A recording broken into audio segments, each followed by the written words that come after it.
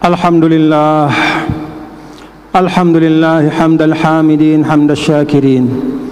Asyhadu an la ilaha illallah wahdahu la syarika lah, wa asyhadu anna sayyidana wa nabiyyana Muhammadan abduhu wa rasuluhu la nabiyya ba'dah.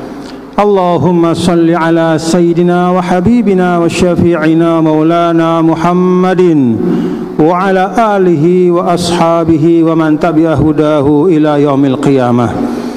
Amma ba'du, faya ibadallah, faya ikhwatal Islam, faya ikhwatal iman, usi nafsi wa iyyakum bitaqwallah, usikum wa nafsi bitaqwallah, usikum wa iyaya bitaqwallah wa ta'atihi la'allakum turhamun, la'allakum tuflihun. Jamaah Jumat yang dirahmati Allah, Al-Khatib mengajak kita semua pada kesempatan yang berbahagia dan barokah ini, marilah tidak putus-putusnya kita bersyukur kehadirat Allah Subhanahu wa ta'ala yang telah memberikan beragam nikmat kepada kita. Nikmat iman, nikmat Islam, nikmat kehidupan, nikmat kesehatan, nikmat waktu, sehingga alhamdulillah pada hari ini kita dapat mengisi Masjid Hubbul Watan ini, insyaallah melaksanakan salat Jum'ah berjamaah.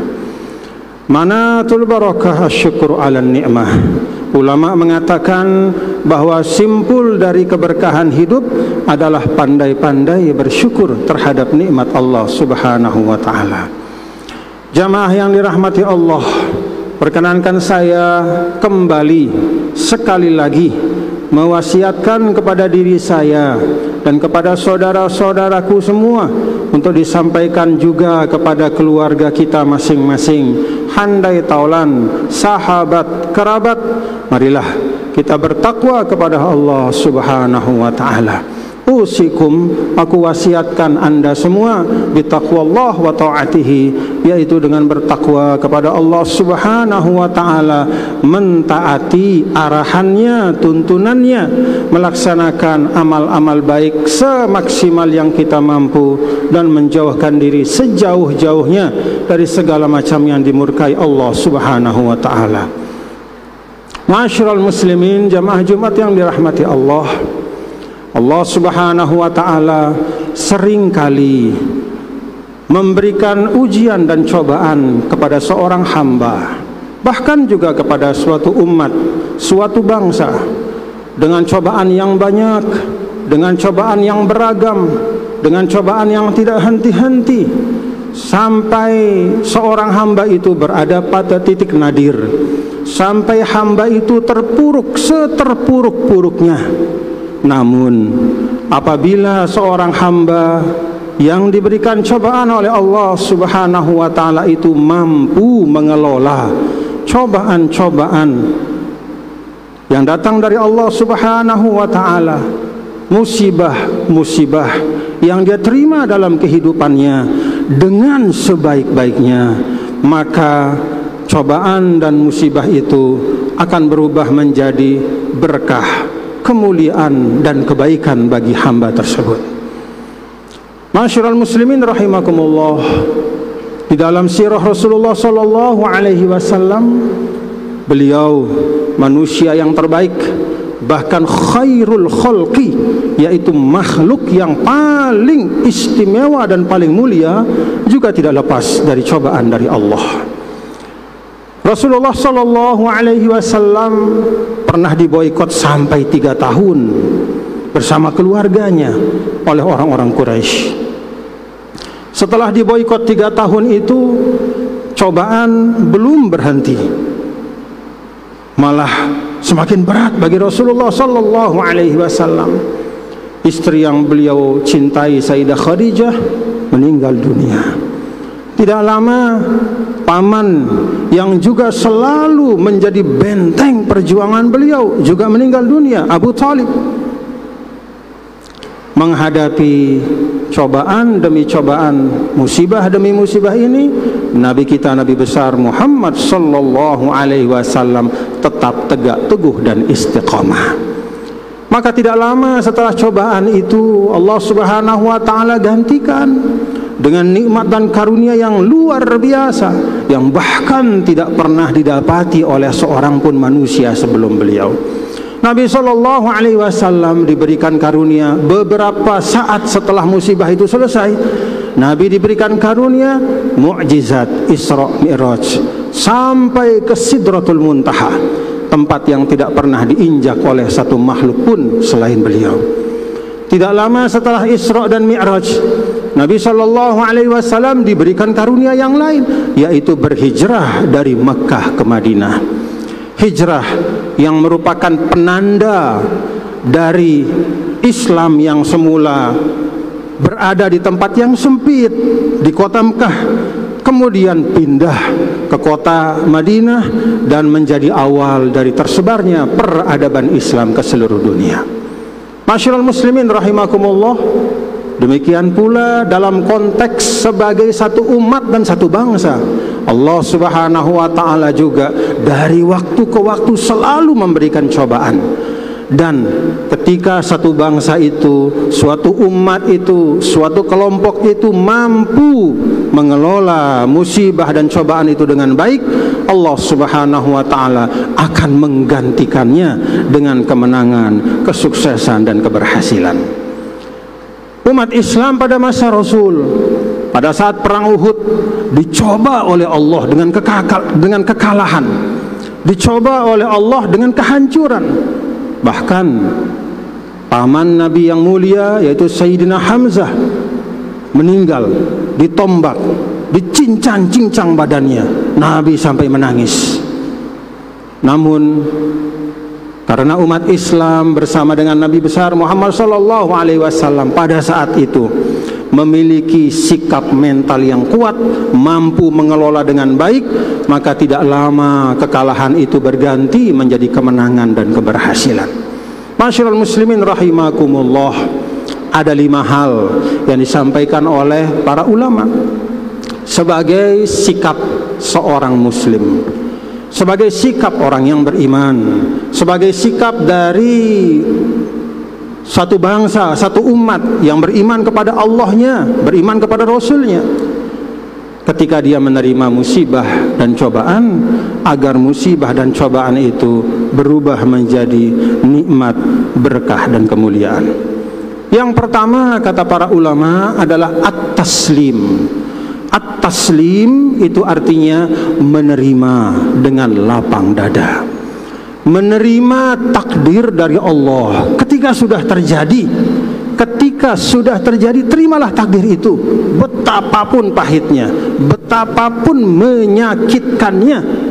Karena kita sebagai seorang yang beriman meyakini, dan ini adalah salah satu rukun iman yang tidak sempurna iman kita kecuali dengannya, yaitu al-iman bil qada'i wal qadar khairihi wa syarrihi.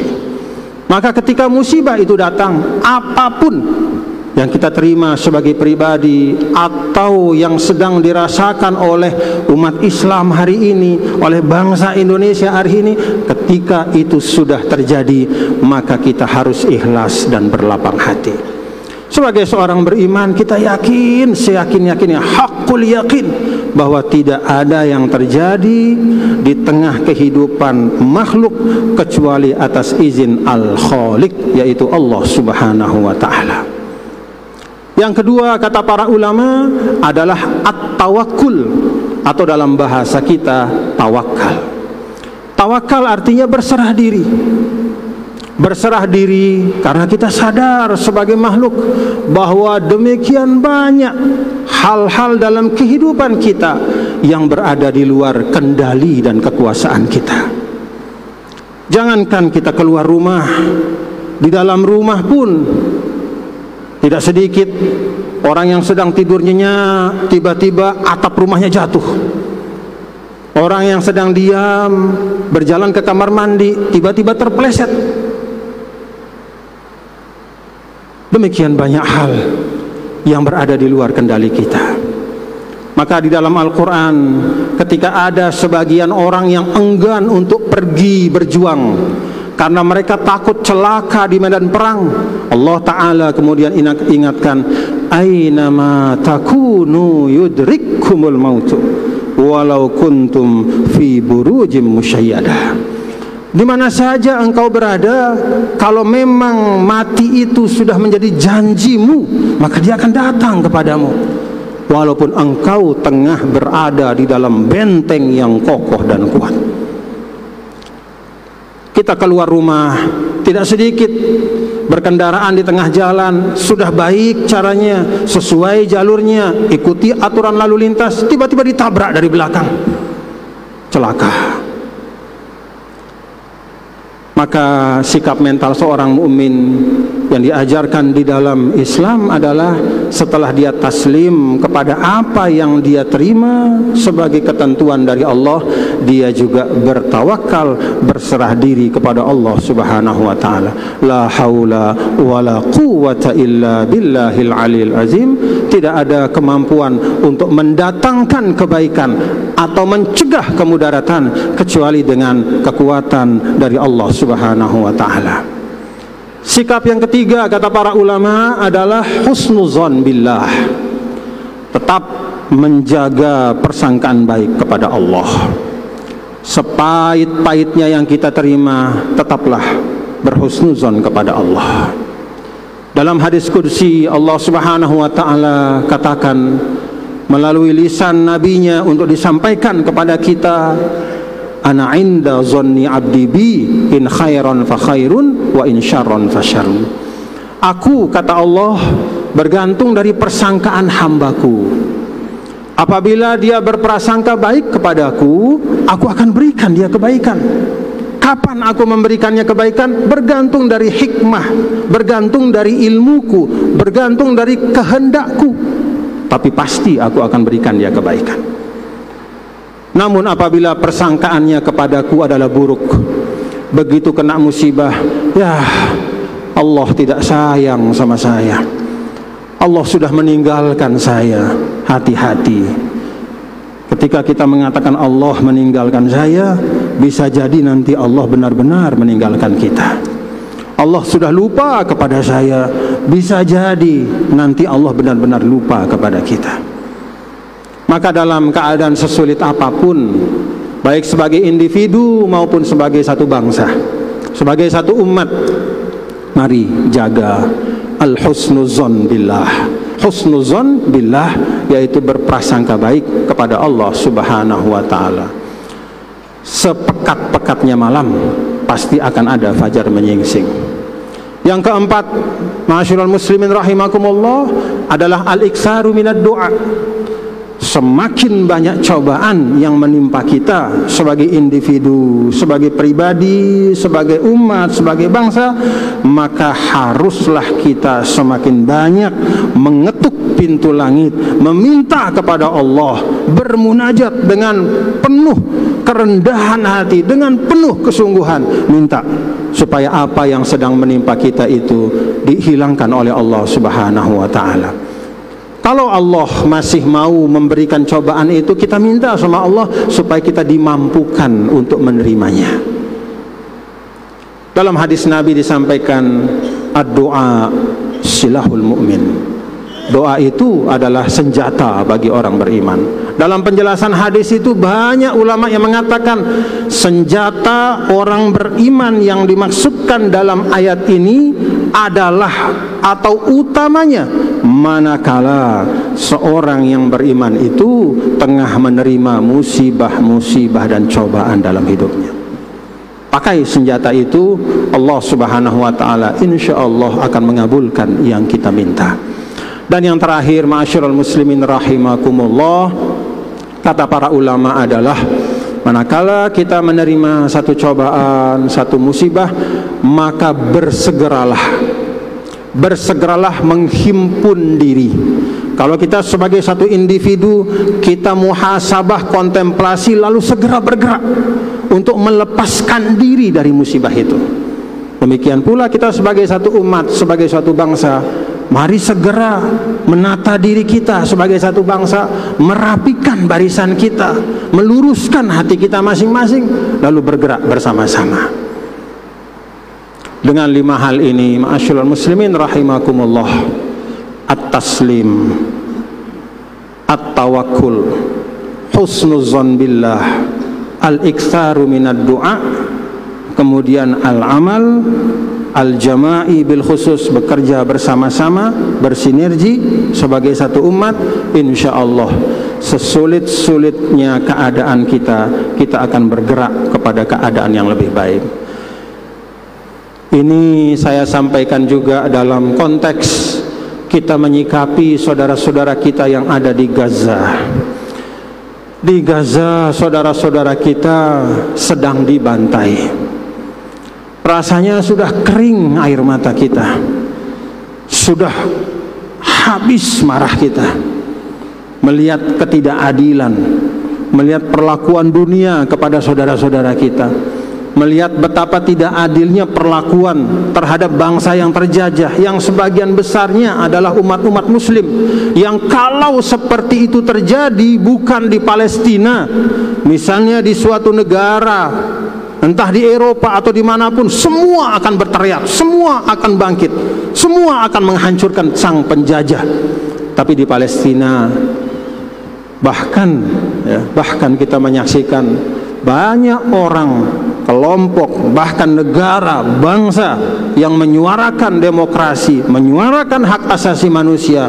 Ketika berhadapan dengan realitas yang kejam di Palestina, mereka diam seribu bahasa. Saudara, kita menangis, hati kita marah, tapi mari kita ingat 5 hal ini. Mari kita ingat 5 hal ini. Kalau memang dia sudah terjadi, maka yang sudah terjadi itu pasti atas izin Allah, dengan hikmah yang Allah ketahui. Lalu kita berserah diri kepada Allah, berserah diri sambil menghimpun kekuatan. Mari himpun kekuatan dengan terus belajar sebagai umat. Karena kita berada pada keadaan seperti ini adalah karena kejahilan kita sebagai satu umat. Terlalu banyak energi kita yang habis untuk menjelekkan satu sama lain. Terlalu banyak energi yang habis untuk melakukan hal yang sia-sia. Waktu belajar kita habis, kita ganti, terhabiskan, hilang karena kita mengumpat satu sama lain. Karena itu taslim, tawakal, husnudzon billah, berdoa, dan yang kelima yang terakhir, mari kita bantu saudara-saudara kita yang ada di Gaza itu dengan apa yang kita mampu. Yang bisa membantu sedikit dengan sedikit hartanya, jangan ketinggalan. Karena apa? Karena apa yang kita lakukan itu bagian dari ikhtiar agar saudara-saudara kita yang ada di Gaza itu lepas dari penjajahan, penindasan, dan bahkan pembantaian hari ini. Ma'asyiral muslimin rahimakumullah. Allahumma ya muqallibal qulub tsabbit qulubana ala dinik. Allahumma ya muhawwilal ahwal hawwil ahwalana ila ahsanil al. Ya Allah yang maha membolak-balik hati, tetapkanlah hati kami pada agamamu, pada ketaatanmu. Ya Allah yang maha merubah keadaan, rubahlah keadaan kami, pribadi kami, masyarakat kami, bangsa kami, dan umat kami menuju kepada keadaan yang lebih baik. Masyaallah muslimin rahimakumullah. Demikianlah khutbah yang dapat saya sampaikan. Mudah-mudahan ada manfaatnya sebagai pengingat bagi diri saya dan bagi Anda semua. Inna ahsanal mawa'idz syafiyah kalamu man la takhfa 'alaihi al-khafiyah. Wallahu subhanahu wa ta'ala yaqul wa biqaulihi yahtadil muhtadun. A'udzu billahi minasyaitonir rajim. Bismillahirrahmanirrahim. Wal 'asr innal insana lafi khusr illa alladziina amanu wa 'amilus shalihat wa tawassaw bil haqq wa tawassaw bis sabr. Barakallahu li wa lakum fil Qur'anil azim wa nafa'ani wa iyyakum bima fihi minal ayat wa dzikril hakim wa taqabbala minni wa minkum tilawatahu innahu huwas samiul fastaghfiruh innahu ghafurur rahim wa aksiru minal istighfar bainal khutbatain fa innahu mujab. Bismillah. Allahumma salli ala Muhammad, Allahumma salli ala sayyidina wa habibina wa safi'ina wa zurina al-Mustafa wa maulana Muhammad. Walhamdulillahi rabbil alamin. Alhamdulillah, alhamdulillah wa kafa, wassalatu wassalamu ala nabiyil mustafa al-mujtaba wa ala alihi wa sahbihi ulis sidqi wal wafa. أشهد أن لا إله إلا الله وأشهد أن سيدنا محمدا عبده ورسوله اللهم صل على سيدنا محمد وعلى آله وصحبه ومن تبع هداه إلى يوم الدين أما بعد فيا عباد الله فيا إخوة الإسلام أوصيكم ونفسي بتقوى الله أوصيكم ونفسي بتقوى الله أوصيكم ونفسي بتقوى الله فقد فاز المتقون واعلموا أن الله سبحانه وتعالى جعل في التقوى فوائد دنيوية وأخروية وقال تعالى وما يتق الله يجعل له مخرجا ويرزقه من حيث لا يحتسب وقال أيضا ومن يتق الله يكفر عنه سيئاته ويعزم له أجرا وقال أيضا ومن يتق الله يجعل له من أمره يسرا فاتقوا الله يا عباد الله تفوزوا بنعيم الدارين واعلموا أن الله تعالى أمرنا بأمر بدأ فيه بنفسه وثنى بملائكته المسبحة بقدسه وثلث بكم أيها المؤمنون من برية جنه وإنسه فقال تعالى معلما مرشدا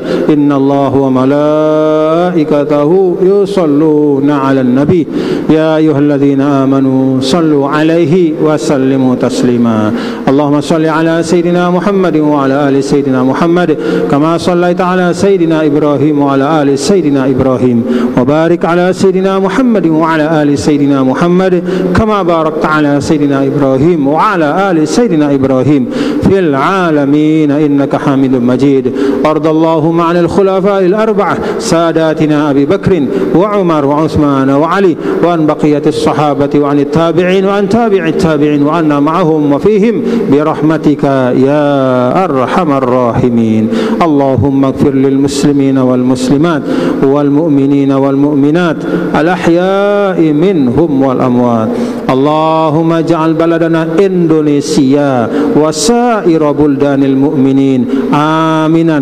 مطمئنا يأتيه رزقه رغدا من كل مكان محاطا بغفرانك وسترك يا أرحم الراحمين اللهم أصلح من في صلاحه صلاح الإسلام والمسلمين وأهلك من في هلاكه صلاح الإسلام والمسلمين اللهم انصر إخواننا في غزة وفي فلسطين اللهم انصر إخواننا في غزة وفي فلسطين اللهم انصر إخواننا في غزة وفي فلسطين اللهم انصرهم على أعدائهم اللهم انصرهم على أعدائهم اللهم انصرهم على أعدائهم اللهم دمر الصهاينة المفسدين الكافرين يا رب بعزتك وجبروتك يا رب بعزتك ونصرتك وجبروتك يا رب العالمين يا رب العالمين ربنا آتنا في الدنيا حسنة وفي الآخرة حسنة وقنا عذاب النار عباد الله إن الله يأمر بالعدل والإحسان وإيتاء ذي القربى وينهى عن الفحشاء والمنكر والبغي يعظكم لعلكم تذكرون واذكروا الله العظيم يذكركم واشكروه على نعمه يزدكم ولذكر الله أكبر والله يعلم ما تصنعون أقم الصلاة.